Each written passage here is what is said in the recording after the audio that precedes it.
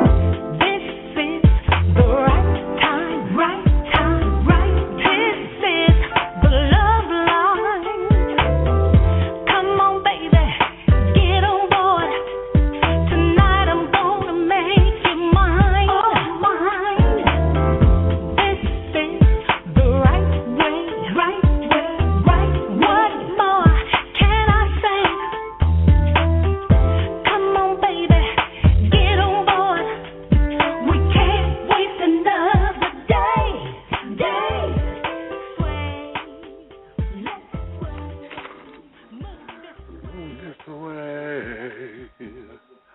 All right. Let's sway this Wednesday, babies. What's going on? Hello. It is another glorious Wednesday. And you know what time it is, honey, so get your cups together because it's time to dish tea. And you're dishing tea, darlings, with Big Meat. Hey, babies, what's going on? Oh, I thank you for all of your love and your support. I thank you from the bottom of my soul. I thank you. If you're listening by computer, wish to join in on the conversation, please feel free. Give us a call at 347-205-9183. Again, that's 347-205-9183. Today's show, babies, is going to be one of those, we can sit together to get real candid, very real. Okay, and I really would like to have you to call in and to tell me what your thoughts are, okay? I call today's show Growing Old Gayfully, okay?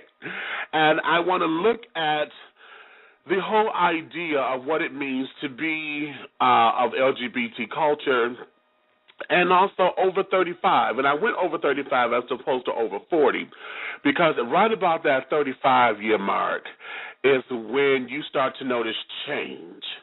At 35, you really start to look at your friends differently.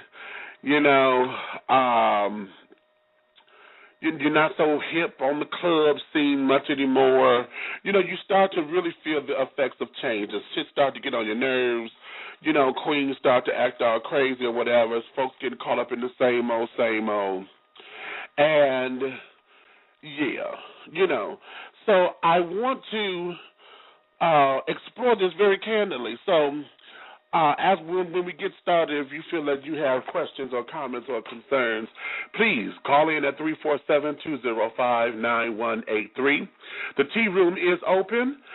So, or the chat room, I call it the tea room over there. So you guys are more than welcome to go and share your thoughts over there. I do ask, however, that remember this is just a chat room and that everything over here is the written word and not to get crazy. I want you to dish your tea over there responsibly because a lot of times, you know, folks may think that you're saying something one way or another, and we tend to get upset about it, and you may want to throw computers or cuss out or whatever the case may be. Just dish your tea over there responsibly, okay? And I would greatly appreciate that. All right, and y'all may hear me clicking and typing because I have to type to and talk to the folks over here in the tea room as well to let them know that I got them as well, okay? Now, if you have any questions, comments, or concerns or show ideas, I ask that you send them over to me. Email me at bigmeach@dishingtea.com. That's bigmeach, MEACH, @dishingtea, like the drink, TEA.com, okay? I would be more than happy to entertain your suggestions, your thoughts, your comments, and concerns, okay? And, yeah, this cannot work unless, you know, I sit up there and listen to you, all right? And listen to you respectfully. Ha, ha, ha. Now, having that said, let me put my disclaimer here. This show is for mature audiences, and the language and subject matters are not appropriate for children or anyone who is not mature to handle the subject matter. So your listening discretion is advised. Again, your listening discretion is advised. Now, y'all know, for those of you who are fans of the show, you know I have a potty mouth and I make no excuses for it. So if you're at work or somewhere where the tone or the show itself may prove to be a little discomforting or you know, maybe a little bit that way, I ask you to govern yourselves accordingly because you bitches are not going to come to me saying it's my fault you got written up, got demerits, got fired even, or whatever the case may be. So, govern yourselves accordingly, okay? All right. Now, at this particular time, I want to say hello to all of my sponsors. And I want to say thank you for your love and your support, for without you, honey, there could be no me. We're going to get started with the Georgia Peach Restaurant and Lounge, Southern Hospitality, and Southern Fusion Cuisine. The perfect place to dine and mingle while experiencing a home-like atmosphere. Stop by and enjoy invigorating jazz and blues music with live entertainment on the weekends. Monday through Saturday, lunch is at 11 a.m. to 5 p.m. Dinner starts from 5 p.m. to 10. They have appetizers from 10 p.m. to close. And on Sundays, they have a Sunday brunch from 11 a.m. to 5 p.m. They're located in the underground Atlanta at Kenny's Alley. For more information, contact 404-348-4300, 404-348-4300, or go to www.dinegapeach.com, www.dinegapeach.com. Tell them Big Meat said that the food over there is excellent. Thank you goes out to Trade Day Management and PR firm at Trade Day. Enjoy a touch of Southern hospitality with a universal appeal. For all of your public relations and entertainment management needs, contact Travion Davenport at 678-523-3088, 678-523-3088, or email at tradedaypr@gmail.com. That's tradedaypr@gmail.com. Pharaoh's Treasure Box, fine art, unique jewelry, and sensational 3D silk floral arrangements, creations by Taps. For all of your decorative needs, contact Pharaoh's Treasure Box at 248-688-5178 or 5179. That's 248-688-5178 or 5179, or email at Pharaoh's Treasure Box at Comcast.net. That's Pharaoh's Treasure Box at Comcast.net and at Yahoo.com. Parisian Wine Productions, music to lighten your spirits and lift your soul, specializing in gospel house and inspirational dance music production. For all of your Christian or church social needs, contact Paris Harrison, he's the CEO, at 646-243-9396, 646-243-9396, or email at paris42268@yahoo.com, paris42268@yahoo.com. Life Fellowship of Christ Ministries, Live in Freedom Everywhere, LIFE. The Reverend James Coleman is the leader and founder of this ecumenical social justice ministries, brought forth to free the oppressed and introducing a fresh approach to the Christ consciousness.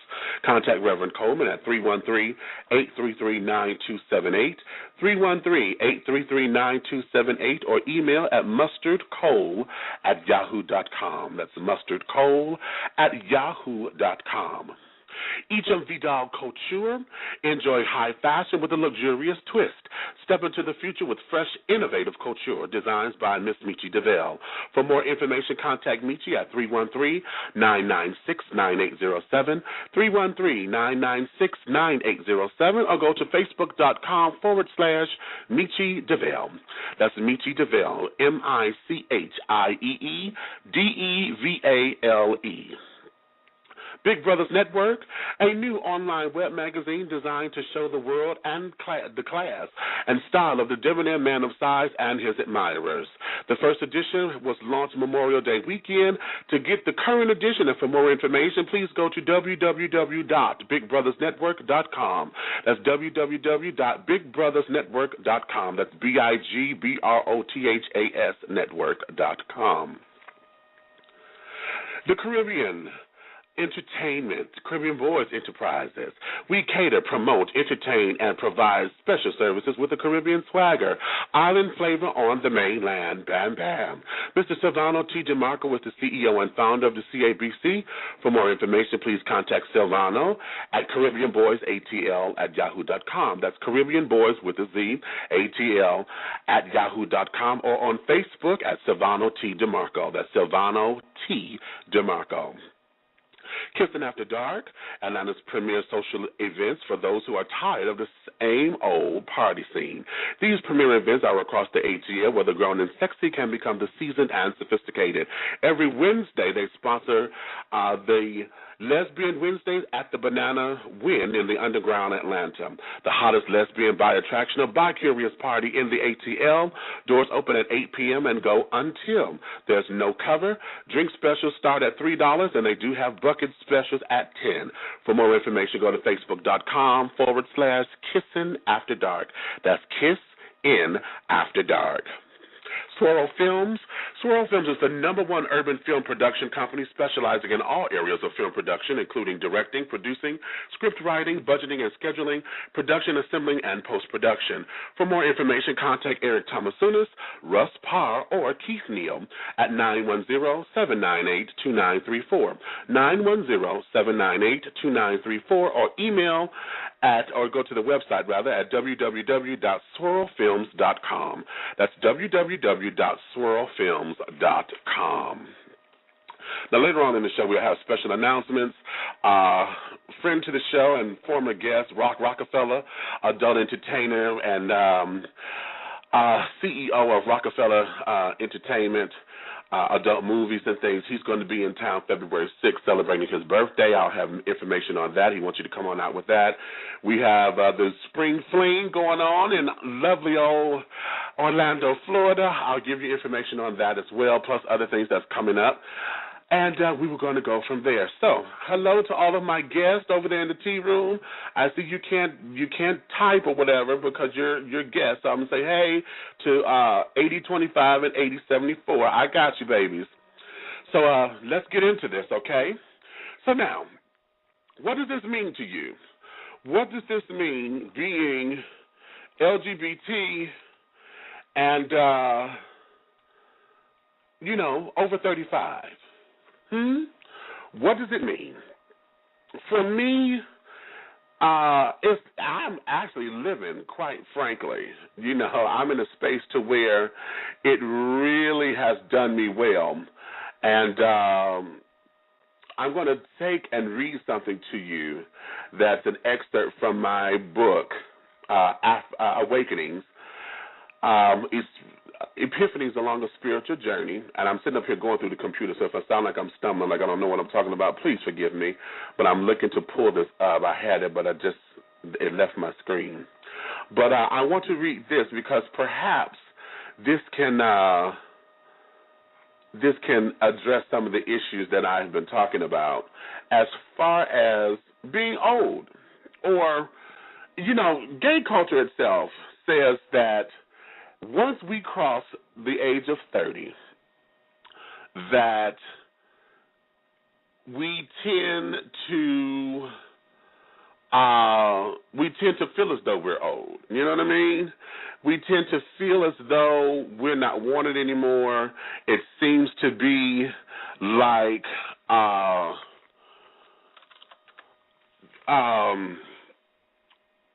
we have shriveled up in some kind of way. And God help us if we're over 35 and we're single.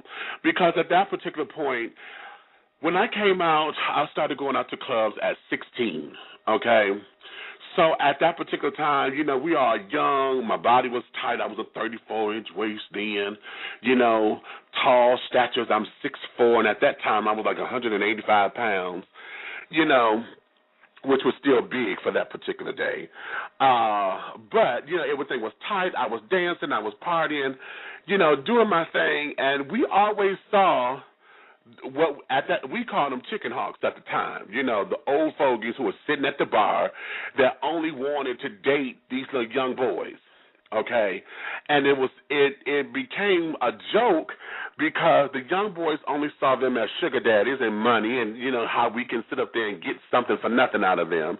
The older guys, they saw it, or we thought they saw it, as them trying to hold on to their fountain of youth, wanting to fit in and this, that, and the other. So we talked about them. You go out to the club and then you see this 45-year-old sitting at the bar, overdressed. Because he dripping in jewelry, got his shirt all open down to his chest and shit, And when we saw that, we talked about him. Well, darling, now I am that motherfucker. Okay, I'm 40 years old now, soon to be 41 in March. And here in Atlanta, there's a club here called the Opera. And my cousin and she has a young little 25-year-old little boyfriend. And he wanted to take her out, and my cousin she's a trans woman. He wanted to take her out, and show her a good time. Okay?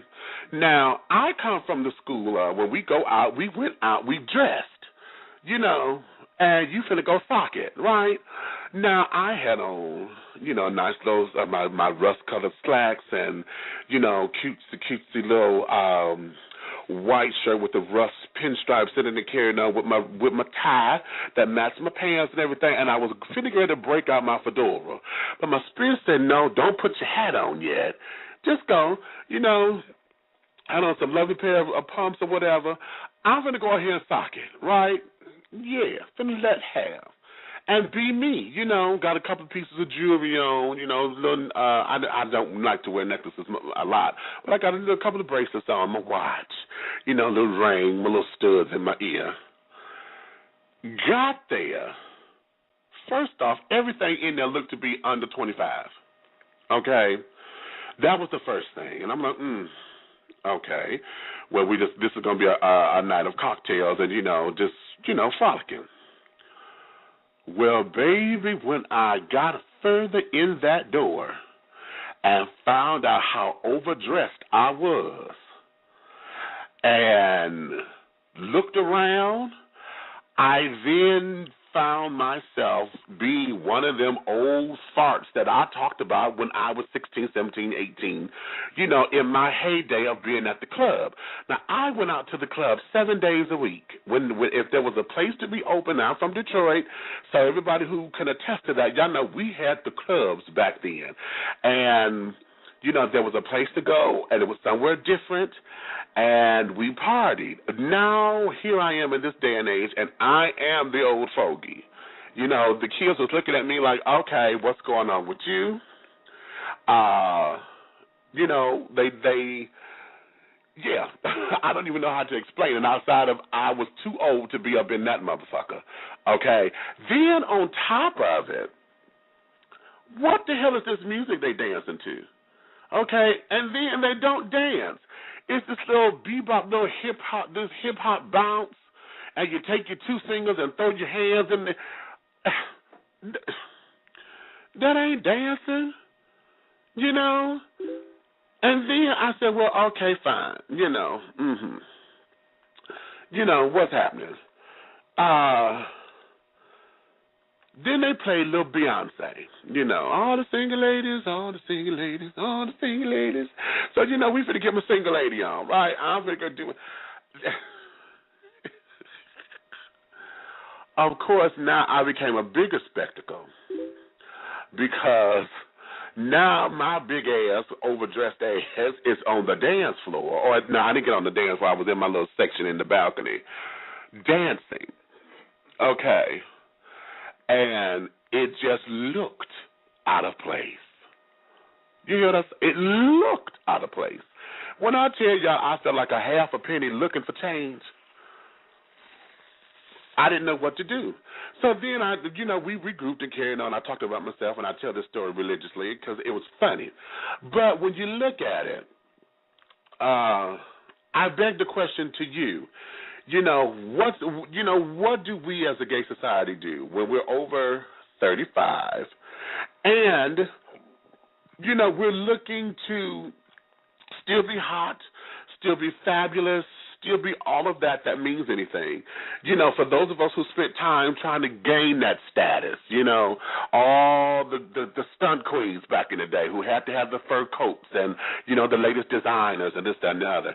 And now the younger generation, they walk in balls, they doing J-sets, dance-offs and carrying on, So now that there is where we are. So what does that mean to you? What does that mean to the person who is getting older? I have a few things here that I have found on the internet that talks about this phenomenon because there's nothing in place. They're talking about gay senior citizens and, what do they do? How do we go into relating to that, with these communities and everything. You got the senior citizen communities and stuff. And gay folks everywhere, are looking to fit in because now they are of a certain age, and are looking to still be fruitful because they're still alive, they're still active, but what does that mean? You know, particularly for gay men. And I'm going to go here because I'm going to talk to the Big Boi community as well, but because I'm a part of it. And being big, over 35, and single is not necessarily a definition that we like to own, because for whatever reasons it means that we have failed somewhere. You know what I mean? It seems as though we have come out of a place where, because we didn't have the husband at such so-and-so age, because we don't have the dime piece that everybody can talk about or whatever, you know, we tend to want to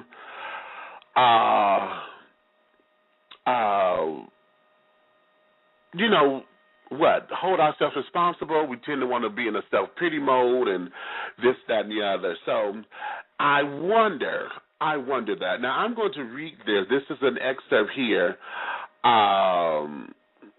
from my book, Awakenings, Epiphanies Along the Spiritual Journey, and I deal with this issue here. I want to talk to you. I call this a time for a career change, okay? And it reads like this. Lately, I've been discussing the idea of what life could have been like if I had not made so many bad decisions during my development period and proceeded on with the plans I had set for myself and the goals I wanted to accomplish by certain landmark ages.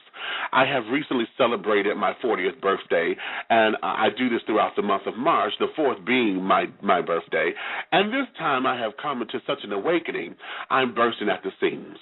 For the first time in my life, I really believe that I can have and do anything I put my mind to. Now, when I arose on March 5th, a newness was in me, and it stirred, and now I see what my mother and those who I love and respect have been teaching me up until this point in my life. The ancestors have rained down on me and supplied me with divine sight into what can be, because I am their vision for tomorrow, and I can see the tomorrow my nieces and nephews and one day my children are going to be for me. You see, I was struggling with mistakes I had made over the past 20-plus years of my life. I was struggling with how I led a lifestyle that was contrary to that of the norm, and in most cases, contrary to those of whom I kept company.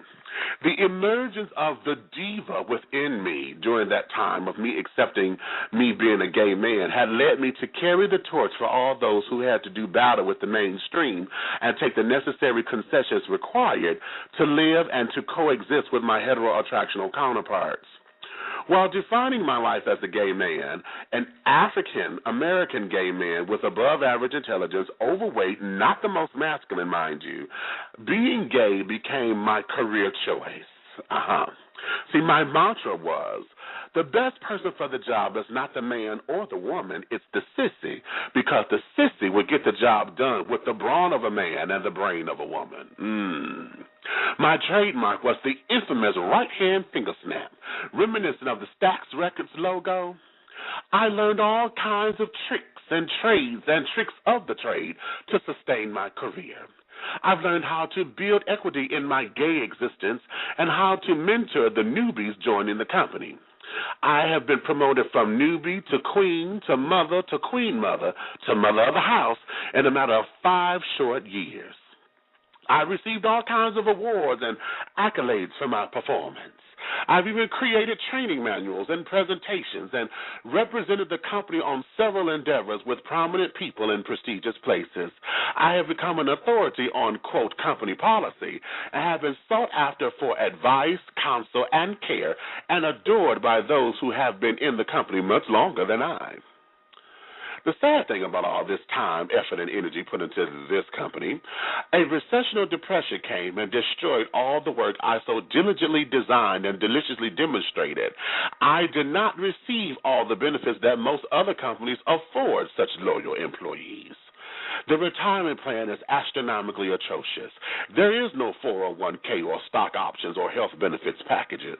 The other company members inject their special brand of haterade and are not accepting of the gifts and talents that one has to offer. For all the work and tireless commitment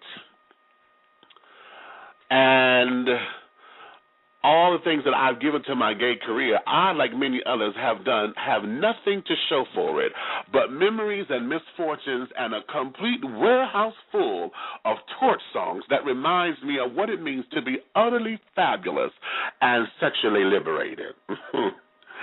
Now, though I carry my card well, and I stand behind all of my honors and my credentials, nor am I ready to retire, I have come to the conclusion that life is more than just being gay. So I've spent so much time encouraging and nurturing and expanding my gay skills that I have forgotten how to broaden my life skills. I've been too busy concentrating on one facet of my career that I did not realize that a plethora of talent and skills lie within the realms of my being, my true essence. After 20-plus years of clubs and trade and catfights and misunderstandings, I began to see something was not necessarily right.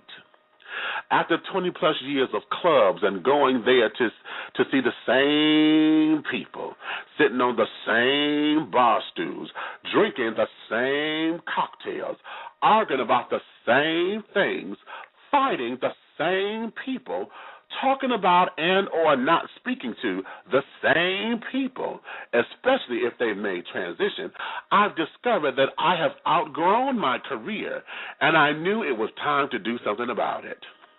After 20-plus years of looking at a dead-end job as a career, I finally learned it's time for a career change.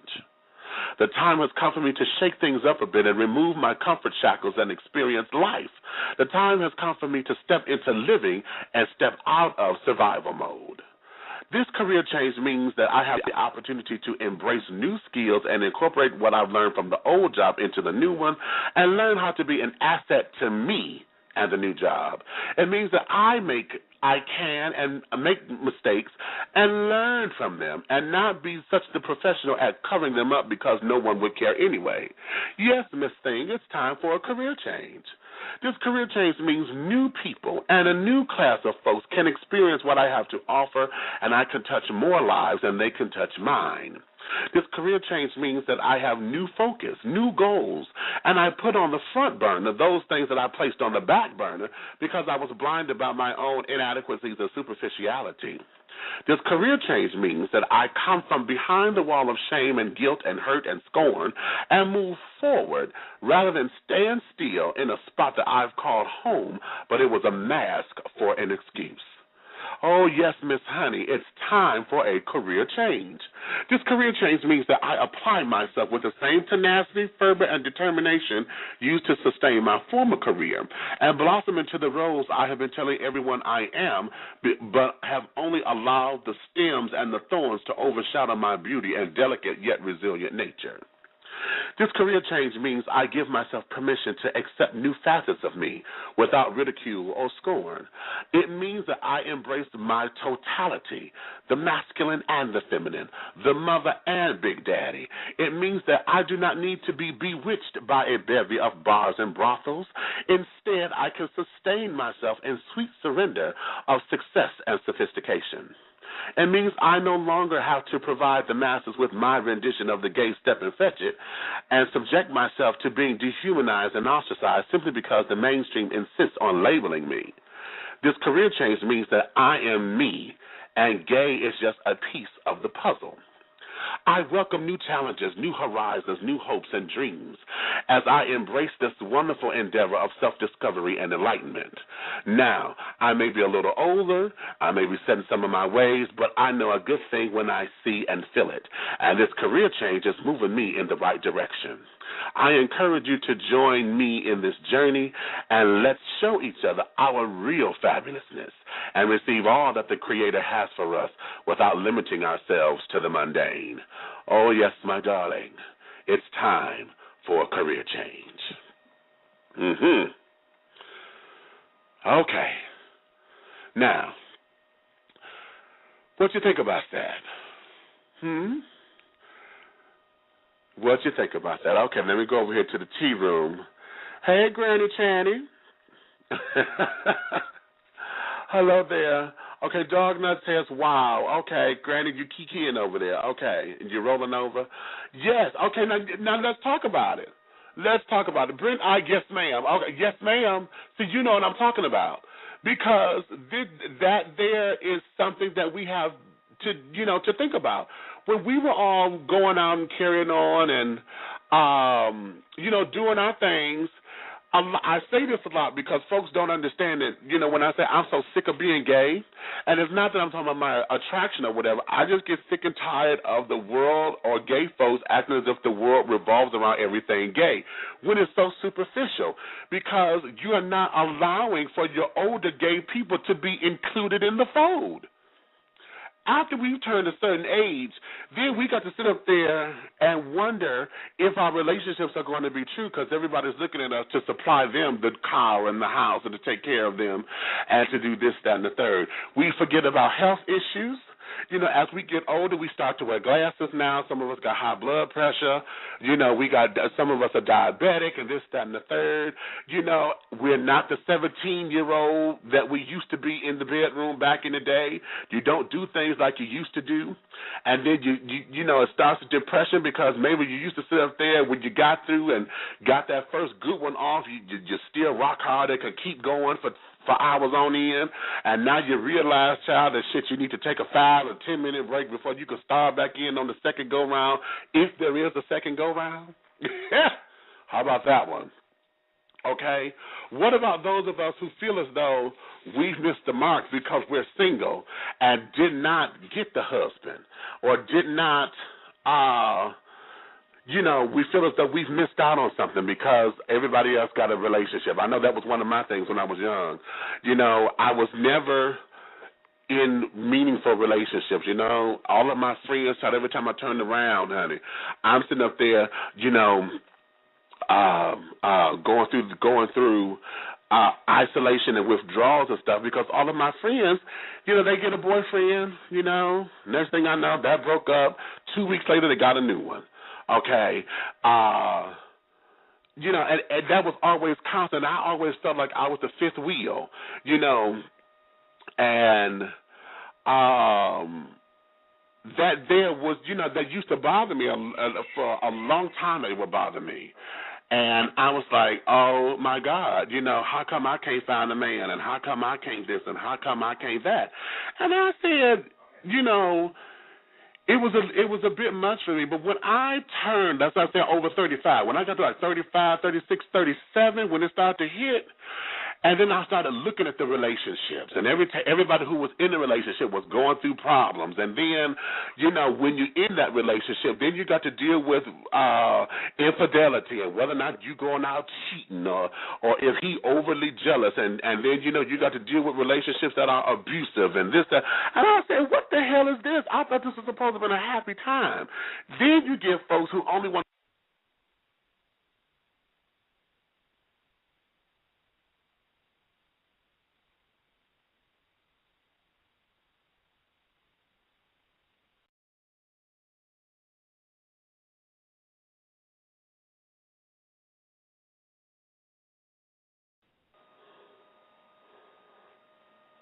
Okay, I'm back. I'm sorry, I don't know what happened. Y'all there? If y'all can hear me in the tea room, put something up in there for me, please. Hello? I don't feel as though I'm hearing anything. Let me see. Can y'all hear me? Somebody said, I don't hear nothing. What happened to the sound? Lord have mercy, what is going on?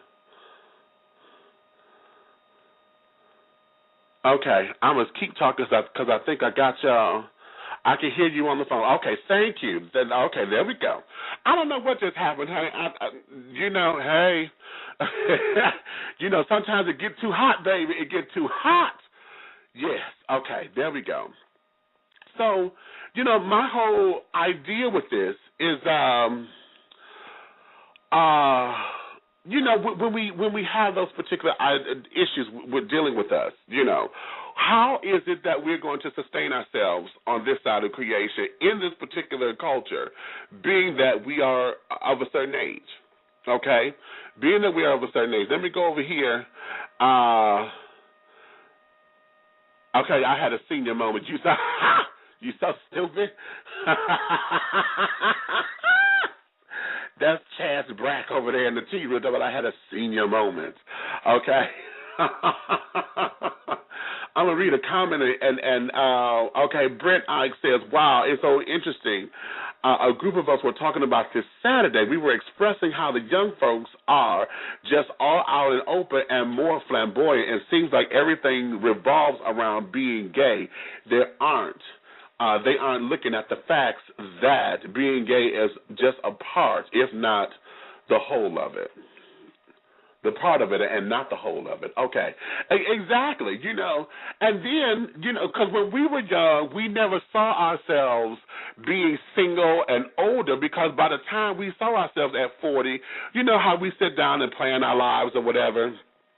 And, like I said in the piece, honey, at certain landmark ages, we say this and we say that, and we're supposed to do such and so, and we never took the chance to have the consequences of what does that mean if we don't have that, or the case may be, Okay, I like this idea. You can't wait for a man to make you happy. I like that, because a lot of us tend to do that. We tend to be at a point where we think that happiness comes from outside, and we forget what our power structure is and who we are, as an entity. And this is not to get so spiritual on you, but a lot of us forget the spiritual component of it.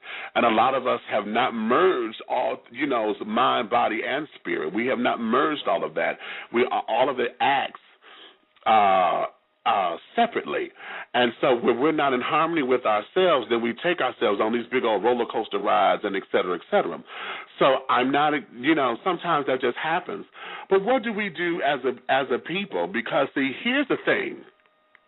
Even for those of us who are looking to partner and who are looking to settle down or whatever, you know what I mean? A lot of the times we don't even look at folks our own age or whatever, and for whatever reasons, So I found that to be very interesting. Let me go here, because I got 212-947. 212-947 coming in on the line. Hello, baby. You're dishing tea with Big Meech. Hey. What's going on, Meech? Hey, what's going on? How you doing? I know that's the wrong show, but whatever. That's all right, honey. Wendy Williams got how you doing. She could have that. I was just, okay, what's the tea? This is a good conversation because, I'm going to be turning 51 in a couple of weeks. So This is the kind of thing that I'm thinking about all the time, how to keep the feeling of being relevant even in the gay community, Once you hit that certain earmark, it just seems like we all just get pushed aside. However, I think I'm still a bright, viable, good-looking, and, young acting person. But, there's so much emphasis placed on youth and beauty and things, that, I don't know, it just seems like our community is a little bit lost right now. Interesting. I think I like that word, that we're lost. Because I think what happens, somebody said you sound like you're 21. That person is trying to get a date. Okay, Granny Trey said, he sounds 21. Okay. Right. But your birthday's a few weeks before mine, and then you are a few years my senior, because I'll be 41 in March. So, understanding that and getting to these particular places, yes, I believe that. I think we have become lost, because I think that we have this, I think it's culturally speaking, because the culture has said and made these little landmarks and said that we've created our own alternate reality, or alternate societal definitions, because the mainstream society has not been forthcoming and welcoming us. So we've created an alternative society or an alternate reality for ourselves, and then, we place these benchmarks that no one can attest to. Mm-hmm. Nobody can reach these damn benchmarks. Well, I look at it like Go ahead. this, and I mean, I think I say lost, but it's more like a seeking or a wandering, because it's just like with the African diaspora. You have all different kinds of black people all over the globe, and I would say the same thing about the LGBT community. There is no one thing that you can point to that sets us aside as a community other than who we like to partner with in the bed, because for every gay person there's a different idea of what being gay is, so we have yet to discover or define that umbrella that we all want to be under that's outside of our sexuality, and part of the gay culture. Because, I mean, quite frankly, I ain't really having no sex. I'm still a homosexual even. You know what I'm saying? But the thing is that, the community has grown up and it has grown out. And so for every different kind of interest or community or demographic, you're going to get a different definition of what being gay is. And I think we just need to find something that we can all get behind, for instance, equal rights. But, people are interested in partying. Some people are interested in politics. Some people are interested in this thing and that thing and so forth. But we just don't have any conversations, that define us as a community, other than the fact that we are homosexuals, I like that. Let me bring in 704. 704-281. I'm going to bring you in. Everybody's going to be up on mic. 704-281. Hey, Sugar, you dishing tea with Big Meech? Hey, Big Meech, how you doing? Hey, baby, how are you?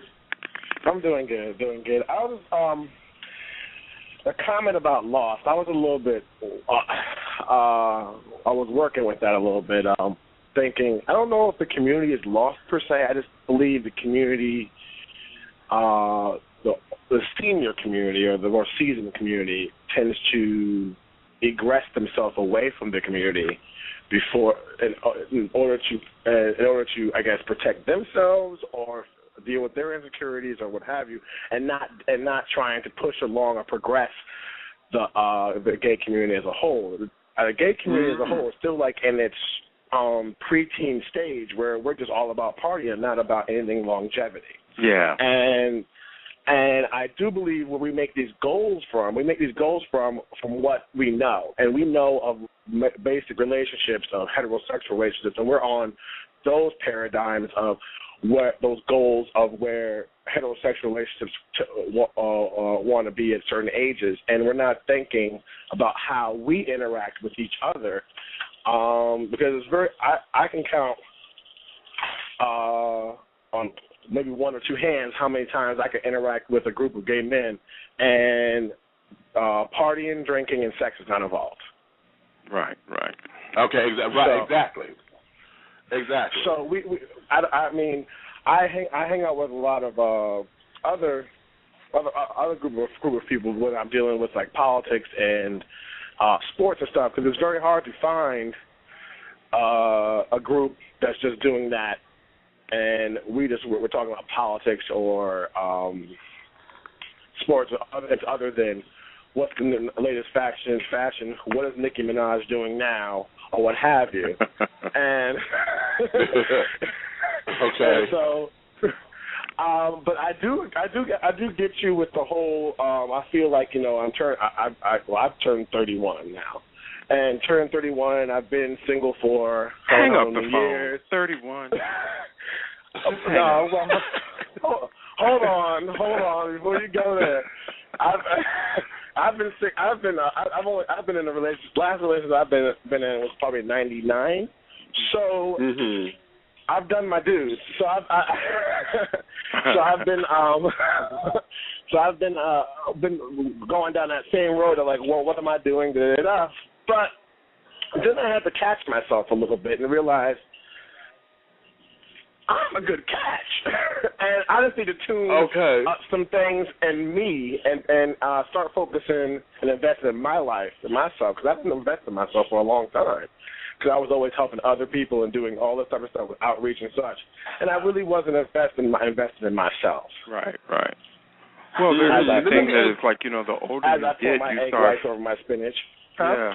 The older you get, also, you start finding that those things that you seek in other people that you think are going to fulfill you, you figure out a way to do that for yourself. And so, that also is another element of, aging in the gay community, is that you become a little bit more independent, because a lot of us don't have those social or family constructs to back us up. So we have learned how to be, wonderfully independent in many instances, But I want to put another little thing in there, too. It's like, men who are of my age who went through the epidemic of AIDS, and not to say that the epidemic is over, but we went through the apex of it, where that was something that the whole community got behind, and we just treated each other better during those times, because there was unswervingly better, I think so, because they're, people were dying. And so, the reading and the dissing and the camping and all that kind of stuff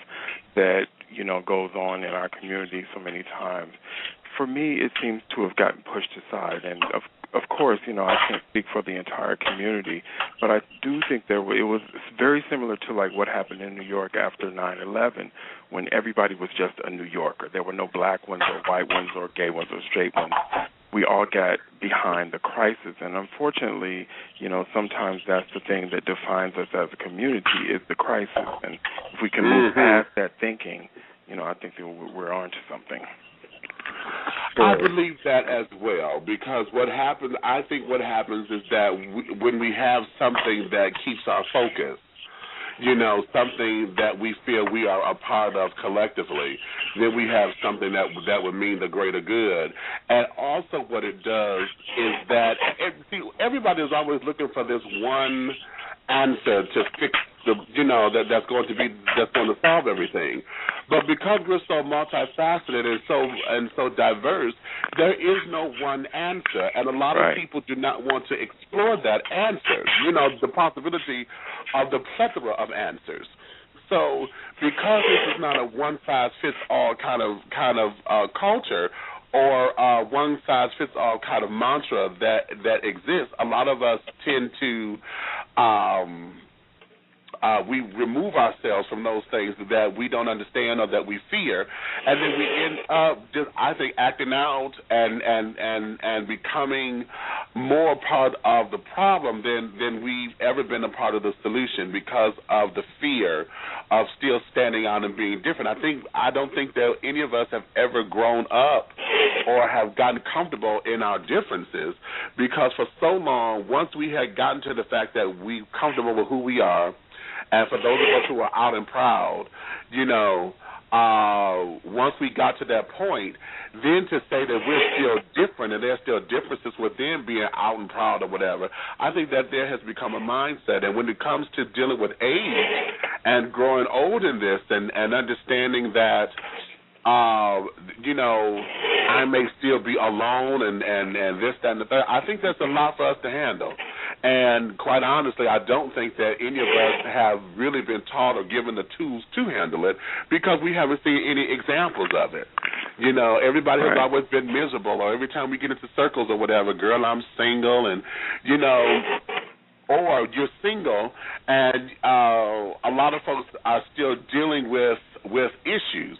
And so a lot of their sexual freedom, honey, is really addiction under disguise, because they haven't dealt with a lot of issues. You've been labeled as a whore, you've been, and all these different other labels come along, and so now, we just become this entity, if you will.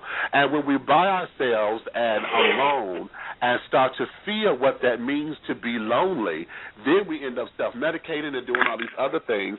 And then, then we perpetuate these particular cycles. And it goes into this whole big old thing. Someone in the tea room, I think it was Granny Tranny in the tea room, that was saying that she believes that part of the problem is because of the HIV/AIDS epidemic, and then the drug scene, and then we got to harder drugs now. The drugs that became new and improved. Everybody, looking for a deeper high, a faster high, or this euphoric type feeling from outside sources. And so none of us really have dealt with the fact what it means to be LGBT, or to be out, or to be whatever. Those who are still in the closet, and don't have and can't, for whatever reasons, feel as though they can live their lives out and open and proud. Those who are from the islands, you know, who grew up very culturally, because over there in the islands, you know, to be out and gay or whatever, that's a death sentence. You know, they still kill over there for those who are gay. You know, so we have all these different dynamics, and then as we age, you know, we were never. There's no examples of what it means to be that way, or what it means to be productive and older, because our examples have been limited, because those who are productive have, you know, blended into mainstream society. We don't hear them. They're not out. The community don't welcome them or don't revere them as our senior citizens like we do with our grandparents and stuff. When we have family reunions and we go sit down and get that wisdom from the older generation, we don't revere that in the gay community or with our gay families. You know, so I think, you know, those are some of the dynamics that we need to examine as a culture so that we can learn how to embrace our culture. And then on top of it, for those who are of age, and like I said earlier, who want to sit up there and act as if they're holding on to that fountain of youth, it's hard to trust them, because you get these old fogies that sit up there and claim all they want is the young, oh, well, you know, I like them young, honey. And then kids sitting up there, the kids sitting up there looking to reach out and to learn what this is all about, and they can't hold on to anything because you're trying to have them. Right. You know, and then you're the same one with all this wisdom and knowledge end up damaging these babies and killing their spirits, and then you turn them into dogs and whores and carrying on to where, you know, a lot of them are coming in broken anyway, you know, for whatever reasons, whatever their background is, a lot of them are already broken. And then we end up taking those broken pieces and making it into dust. And once the wind blows, then it's just shattered everywhere. And I think that there is part of what goes on here within our community, and yeah, you know. So the question becomes, where do we move on, and how do we put into place institutions or whatever, or something that says that this is how we deal with it? Because I know out in California, I was watching, I think it was on In the Life television or something, and they were talking about there was an African American community, was a senior citizen community for LGBT, and they were looking at bringing this together and building this up so that those who have quote unquote become displaced gay folks, okay, they have a community to reach out to and can still, you know, function and to this, that, and the other, and then still feel beautiful and attractive and desired and wanted if they're single and this, that, and the third. You know what I'm saying? Mm-hmm. So I post it out there to folks. So where do we go from here? You know, how do we do it? Because, like, for those of us, okay, baby boy, you say you 31. And it's interesting that we got three different generations here. You're 31, I'm be 41, he's going to be 51. So within that same 20-year time span, we can hear where the culture has changed a lot. You know, I just happen to catch the tail end of a lot of stuff that you went through, Chaz, because, you know, me being precocious and carrying on and nosy, when I came out, you know, I caught the tail. So I knew what the party scene was. I knew what the discretion was. You know, I knew what this meant and that meant and this, that, and the third. And plus, I had mentors at the bars. You know, because they would sit up there. If they felt you were being a little too fast or whatever, there was always that one that knew how to pull your coat up, but like, you sit your little ass down because you don't want to fuck with that one right there. You know, and we had that. Now, you know, then like I said, I became exactly, Brent, that one mother, exactly. Then I became mother, you know, because I felt it was a duty. Because the mistakes and stuff that I've made, I didn't want to see anybody else necessarily have those same mistakes, you know, or go through some of that pressure or whatever, because, you know, I didn't like how I felt. But now, hell, here it is 20 years later, and my patience for them damn kids is, because they don't listen, you know, you can't tell them nothing, because it falls on deaf ears, And then, the language of our communication is off. We don't know how to relate to one another. And see, I know I'm very old school, as a parent. I don't have any biological children, but you're just not going to talk to me any old kind of way and think that that's just going to be cute and gravy because you're trying to get your key points in with your little sisters or whatever. Because I will grab and I will snatch. Okay? And a lot of kids don't understand that. Don't be snatched, you'll go to jail. And a lot of folks sit up and see, and that's what I'm saying. See, the young kids know all that. So, we got these little shits and everything, and this, that, and the other, and then to pull stunts to say, I'm going to get back at you, then it becomes all this little chaos or whatever, because we have allowed our culture to dictate to us that, being ruthless and being,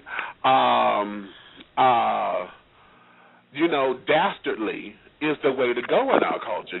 We've allowed illegal activity to define us. We're known for stunts and being crafty as a culture and as a community, and it's accepted. We know that the T-girls, honey, if they ain't doing shows, they on the corners, for those who got to work the stroll, and we've accepted that as normal. Okay? We've accepted that those who are going to be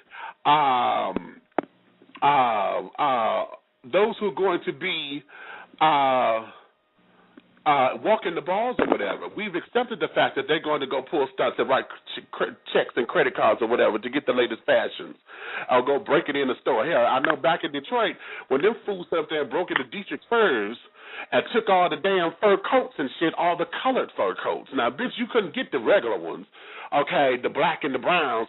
You went and got the specialty colors.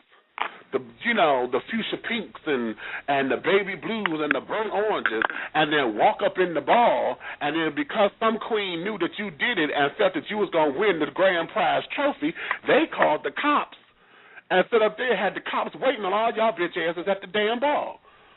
Really? So, yes. So we have become, we've allowed our culture, we've allowed our alternate state of reality to dictate to us that we are living in a culture that says that this is normal for us.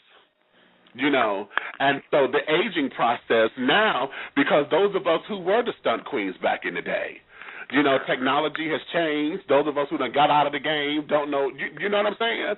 So what does that mean? I think a lot of us feel as though we don't have a purpose anymore. And a lot of us will quietly, sit back and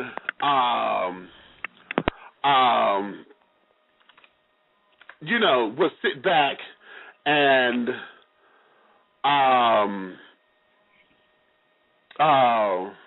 just die out and wither away, And, sometimes I just don't understand that. I just don't get it. I don't get it. So what are your thoughts, people? Call in 347-205-9183, 347-205-9183.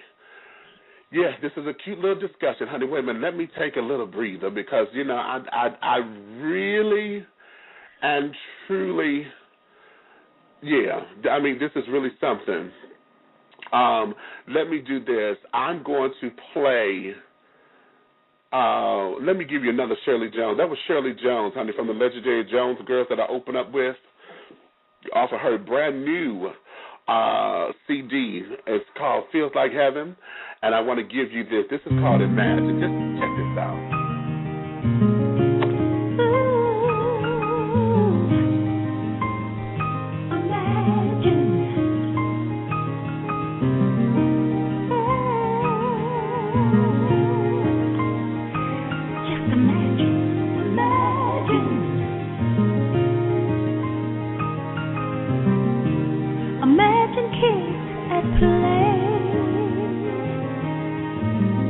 On a bright sunny day,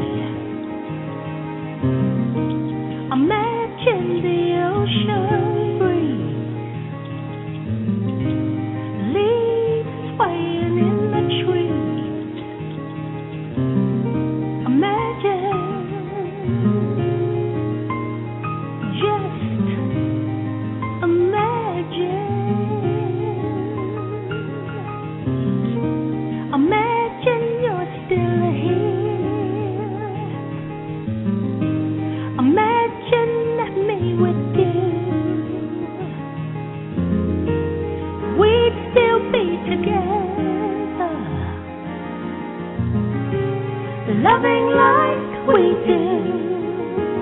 We are amazing. Together we are amazing.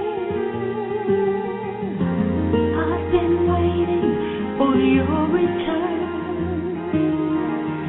It won't be easy, but for your love I yearn.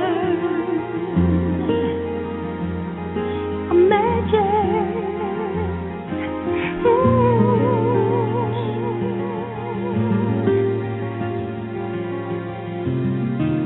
imagine the good days.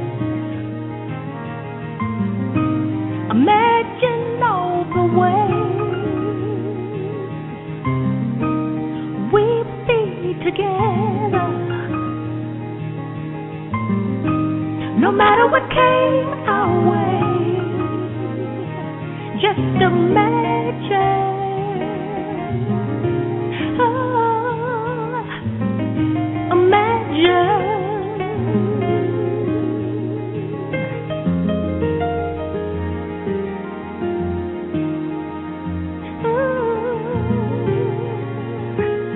Imagine.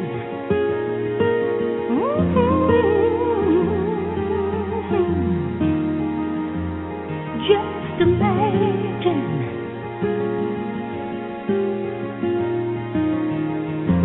I've been waiting for your return. It won't be easy, 'cause for your love I yearn.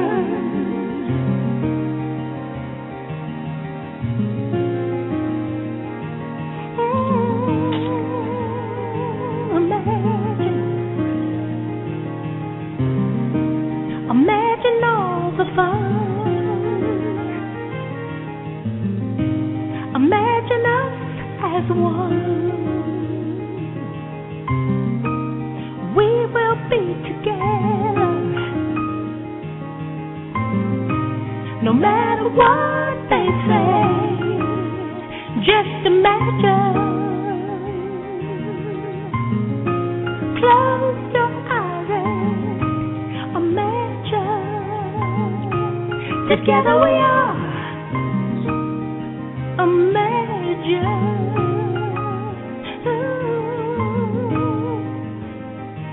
Imagine. So amazing. Okay, it's so amazing, honey. Can you imagine? She said, imagine, honey. Just imagine. Imagine what this world would be like if everybody got it together. Now, I know I'm talking about LGBT issues and growing older and carrying on this particular segment, but just imagine. Take that across the board for a minute. And just imagine all of the issues and all of the isms and stuff. Just imagine if we all got it right. You know, just imagine. Isn't that sickening? Just sickening. Let me take a few moments. I told you I had a couple of special announcements, and I wanted to make sure I get those in right now. I told you, friend to the show and former guest, Mr. Rock Rockefeller. Y'all know him, honey, from Rockefeller's Entertainment, honey. Yes, big old sexy Rock. He's going to be here in town, here in the ATL. He's celebrating his birthday, and he's going to be taking it across the country, doing it in 2 different cities. And he wants to accommodate his fans, his friends, and his supporters. So he's going to come here, what he calls his home away from home, Atlanta, Georgia, at Wet in ATL. They're going to be sponsoring that on February 6, 2011, on Faulkner Road here, 2241 Faulkner Road, Atlanta, Georgia. If you want any more information about that, you can go to www.wetinatl.com. That's wetinatl.com for more information. You can find out all of the party, what the schedule is, and the entertainment, and this, that, and the other. He says this event will be, of course, open to the public, and we would like for everyone to come out and join in celebrating his birthday. In addition to the party, there will be something special for the attendees to check out. Rock's very first porn DVD, A Piece of the Rock Special Edition, will be available during this event as well. He also going to have some other adult entertainers that will be attending the event, as well as local entertainers. We invite all of you to come on and party with Mr. Rockefeller himself, along with the other models who will be attending. This party is also kicks off the new beginning for Rock and Rockefeller's Entertainment. So he's going to be coming through, doing some more stuff. I know he's been doing some new models and looking for new models and doing some new filming and carrying on. So for those of you who are porn aficionados, this will be the event, okay, to kick off his birthday celebration. I'll get into that in a minute because I won't be able to attend. I'll be just coming out of surgery and things. So, yeah. And we're going to go from there. Also, this coming March 25th through the 28th, for those of you who are Big Boy lovers, those of you who adore the Big Boys, those of you who want to be with the Big Boys, those of you who just like looking at Big Boys, in the thick of the night, the Spring Fling celebration, the Big Boy Spring Fling, as I call it, will be taking place in Orlando, Florida, at the Parliament House. They're in Orlando, Florida, and it's also going to double fold because they have their erotic weekend going on as well. You want to go to www.bigbrothersnetwork.com, www.bigbrothersnetwork.com.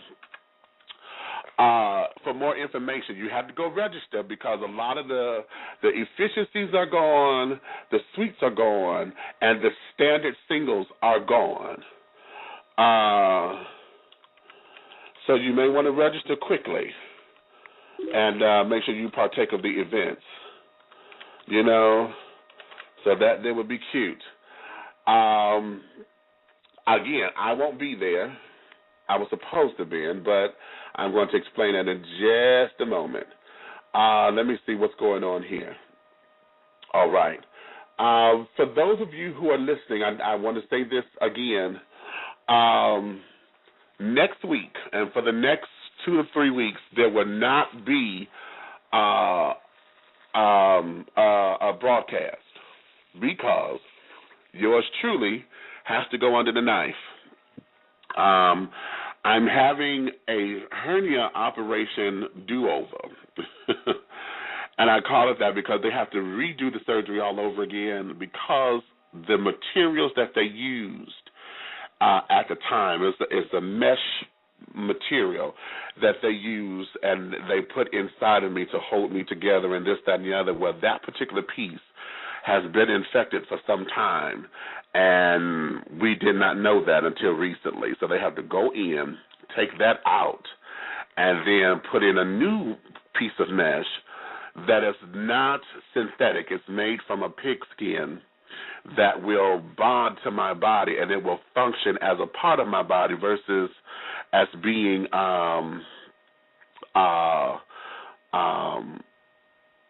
synthetic and an object from my body.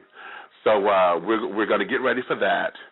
And while I'm going to be in recovery, the next few weeks I will not be on the air. I'm looking at being back on the air with you somewhere between February 16th and February 23rd. So one of those particular days I'll be back. So while I'm down, just know we got new stuff coming. I want you to mark the date because we got Vesta. Ha-ha. Vesta will be coming on March 2nd. You know, I celebrate my birthday throughout the entire month of March. Vesta will be with us on March 2nd, so she's going to kick off dishing tea and the birthday celebration there, okay? So keep in mind, again, after today's show,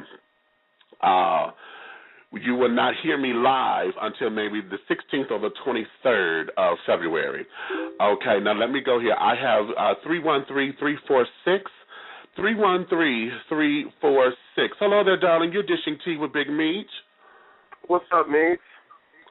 Hey, what's going on? Your topic is growing old gayfully, huh? Growing old.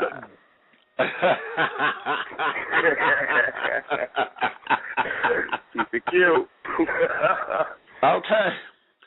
Yeah, darling, we're go ahead. No, I was going to say, give us your feelings and things on that, because, you know, as we were saying earlier, I know you're just coming in. We were saying earlier that you know, being over 35, you know, that usually that's when folks start to Acclimate really, to their parents' lifestyle. Oh, you said that. That's true. I mean, you start to become your parents, and the older you get in it, being closer to 50, I find myself resenting the fact that I'm becoming my parents. However, I welcome the fact because my parents are stable. And gay, straight, green, blue, no matter what, the only thing we want in our lives is happiness and security. So the older I get, the less important gay becomes for me. It's just a minor part of who I am. And I look at DTE is always there, I'm from Michigan, so DTE is the gas company. So I guess y'all got Georgia Gas here or whatever, Georgia Energy. Insurance is, you know, got to be covered. Medical, these are the primary things for life as you mature. And those things have nothing to do with my orientation. They have to be paid. Rent, mortgage has nothing to do with orientation. Grocery store, Kroger, has nothing to do with orientation. So I want to live a life that is full and secure and settled, devoid of my orientation. And, I mean, it's a part of who I am, most definitely. I can't get around it. But when the deal is all said and done, they're not going to put me in the box based on my orientation, and it's only one to the box at the end. Okay. But, you know, I like that. Now, you know, here's the thing.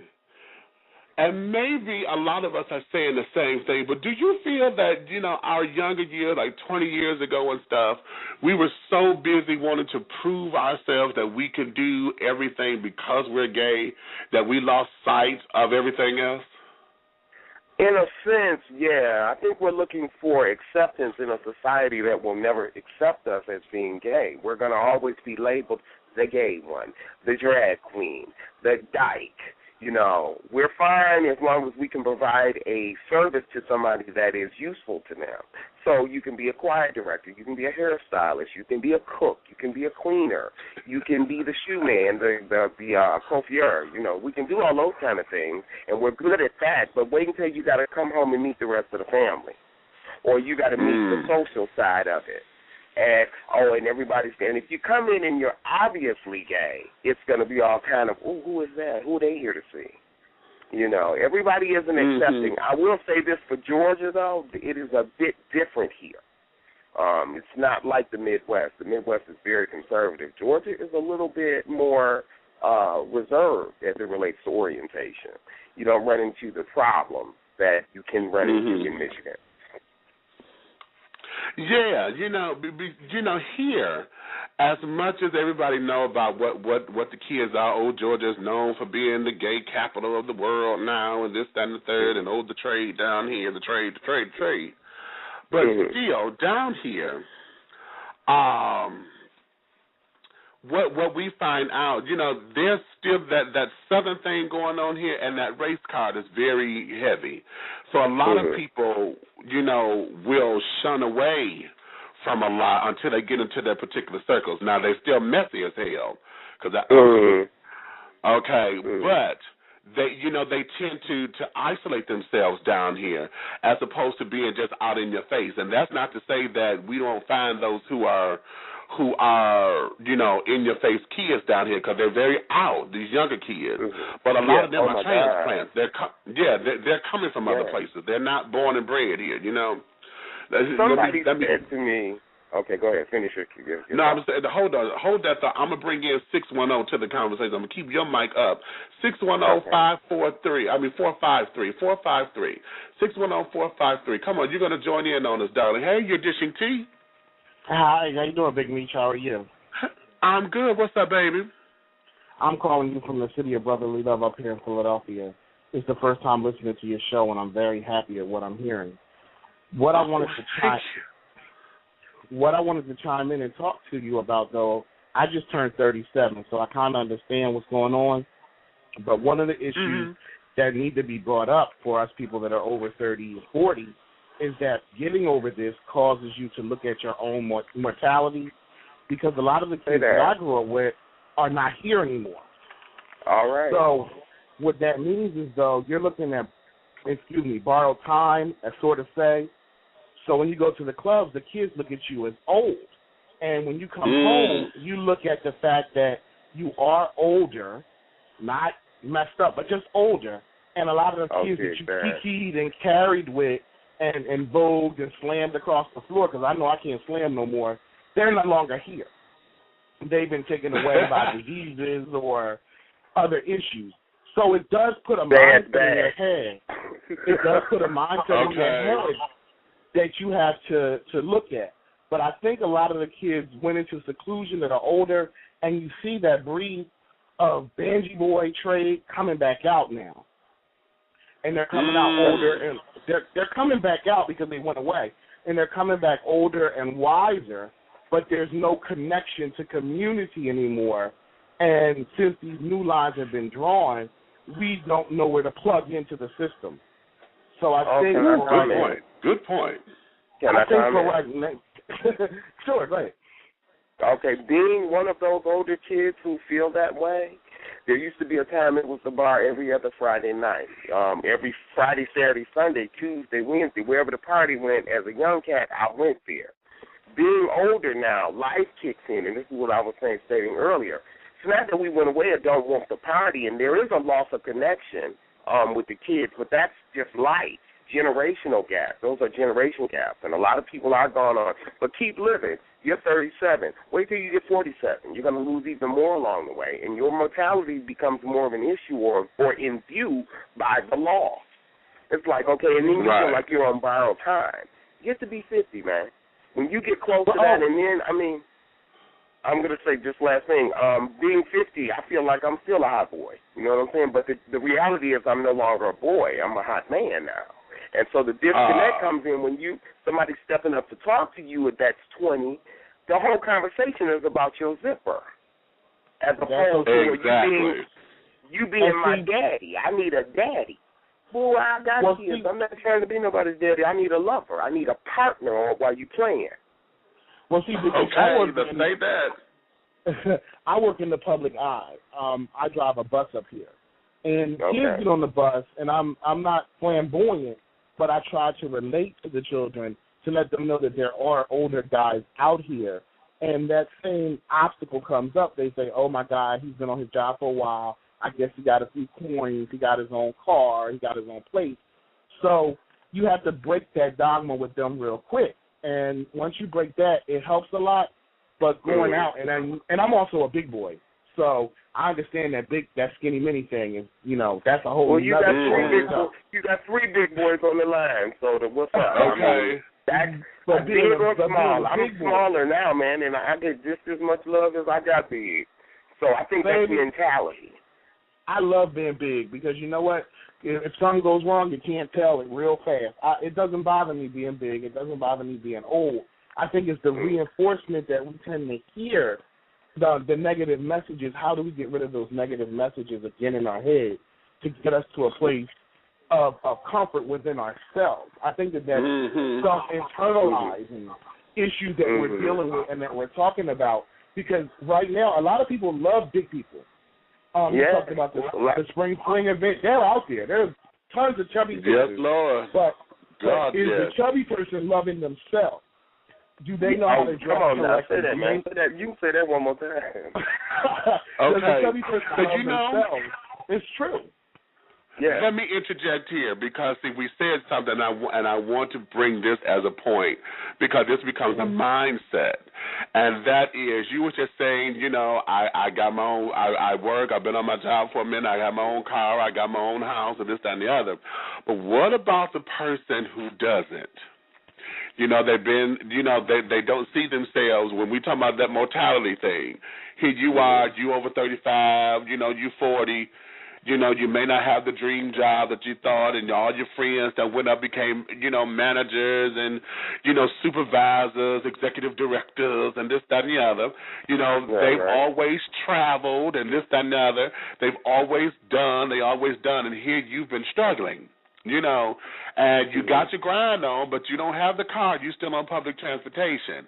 You know, you may not have your house. You know, you didn't. You're not one of the ones that bought houses and had the houses. You know, you sold houses, or you done, you know, had them foreclosed or whatever. All that house jazz, and yet you still see yourself, you know, in this particular spot as inadequate or less than, and then that becomes the mindset here. So when we're dealing with aging in over 35, and then having all those dynamics of dealing with mortality and this, that, and the other, those then, you know, coming to play a factor as well. And then we end up having a mess of older gay folks who then, you know, seem to be desperate. Are jaded. You know, are jaded. Yes, you know what that is? Yes. Let me bring that up to you in a nutshell, and I'm gonna say it like this: favor is not fair. And what I mean by that is, well, whoever blessings come, whoever you believe in, that's up to you and your Creator to get the things that you want. Now that's personal development. I can't go into your life and develop you to get the things that you should have had. Now that you're at that age and you're reflecting on it, that's something that you and your Creator should have had years ago. So that's personal development. And I think that's a real major key in our community, is that we need to do something where we're focusing on ourselves to build, to have these things that we want to have by the time that we're 30 and 40 and 50.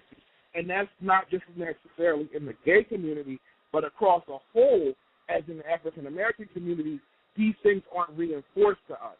Our parents can't teach us how to manage debt because they didn't have credit cards. Our parents, they didn't know how. Exactly. They didn't know how. Right. They had mattress money. So a lot of these things that are coming in today is things that we need to reinforce in our younger community and stop saying that everything is so instant to them, because they see instant fame, instant, you know, glamour, and they're wearing $2.99 stuff from the dollar store, and they think they're fabulous. It's okay. But baby, you know what? Let's talk about that. Let's talk about image. Image. If it comes from the dollar store and it looks good, and you're wearing it and it's not wearing you, it doesn't matter. Exactly. You know how to work it. Exactly. The best hat I have came from the dollar store, and I get tons of compliments on it. And I bought it at the dollar store.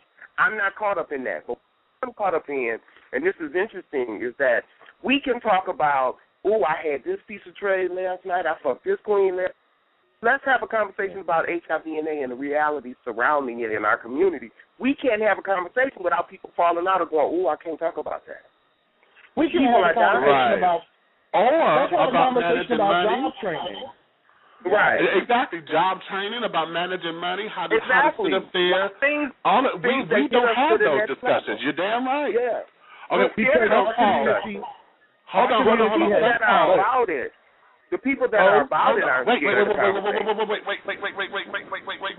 Hold on, let me say this, because I'm down to 1 minute of the show. Okay. And for those of you who are listening by computer, this is going to stop streaming in about a minute. If you're listening by phone, you're going to catch everything, but everything will be available to you in the archive, so you can go back and listen to it, share it with your friends, and et cetera, et cetera.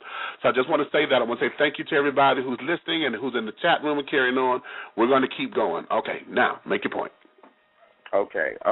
Nowadays, everybody's concerned about, especially when you're young, it's about the side, getting it, who the next one is. I want to be with this crowd. I want to be with this crowd. As you get older and life becomes real for you, and you start to age, you start to appreciate. You notice your standards kind of loosen, because now it used to be important. You got to look this way, you got to drive this, you got to do this. When I was 20-something, now it's about, I just want somebody who loves me for me and has the ability to take care of himself and ain't trying to use mine. You don't have as much as me, but come to the table with something other than dick and whatever, because I got and had my share of that. If I don't have sex again, I've had enough. And that's what I don't want to. What we have to get rid of, though, in our community is we have to separate the sex from the sexuality and the genderism. There's too much and the sex and the whoism? Genderism. You know, like Kyle that. Bottom, I'm Bush, I'm film, I'm this, I'm that. We have to separate these things. Oh, yeah. And we have to clearly look at them and find out where we fit in this, unfortunately, in this dogma or labels. But every time we stop having labels, we create new labels. Nobody wanted to be gay anymore. Everybody became same gender loving. Nobody wanted to be this anymore. They became something else. But we have to pull those apart, because when we talk about sexuality, the first thing that comes up is what's between my legs. And that's not necessarily true. You know what I mean? Well, I think that's what's between your legs runs this world. This is a man's world. Right, but we have to get rid of, we have to learn how to move that away from our conversation of sex and develop our sensuality inside of ourselves, so that we can recognize true love and recognize true feelings and true emotions, and not what my dick is telling me to do. Excuse the French. How about that? And once we get to that point, then I think that we can move further and progress as a person. So, Big Meech, I have to get off the line, but what I wanted to stress was, I hope you have a great surgery, and I hope you feel better. But what I really wanted to stress was that personal development is the key to a lot of this. And if you do not invest in yourself, who else is going to invest in you? And no one is going to invest in you as much as you invest in yourself. So that's the key. Right. Granny Tranny says this in the tea room. She says material wealth does not define your character. Big bad. You guys have a great show, and I'll talk with you later. Thanks, baby. Thank you so much for calling in. And I hope you hear real soon again. Bye-bye. Okay, thank you so much. Bye-bye. All right, honey. That's what I'm talking about, the children. The children. See, this is good feedback, honey. This is what this is all about, because we need solutions. We need more than just, fodder, because it becomes fodder, and it becomes a lot of, we all know what problems are. Exactly. We know what the problems are, what the bullshit is, but we need to actually surround ourselves around solutions. And one of the things I said earlier, and that just like he's saying, is personal development, and so you have to connect mind, body, and spirit. If it's not in harmony, if one piece is off, then you're not in harmony, because everything becomes so unbalanced. Yeah, once you connect those three, you start to learn yourself. Exactly. You start to understand who you are and what it is you truly want, because a lot of these kids, and we're talking about age and difference, they look at, again, dick and ass, or what you got, or what I'm wearing that makes you. Those, when you really start to get older and mature, it's like, well, I want somebody that makes me laugh. I want somebody to hold me when I don't feel well, or I want somebody to like me when I don't like myself. Those kind of things. You know what I'm saying? You know what I'm saying? We get up, your priorities shift. It's like, okay, because I'm not going to always be handsome. I'm not going to always be pretty in the young one's eyes. But you know what? I'm okay with me today. And that's the big thing. If I can be okay with me, then I have the time to reach out and be honest and reach towards somebody else, extend my hand for partnership to somebody else. But if I don't know what I want or who I am, it's never going to happen.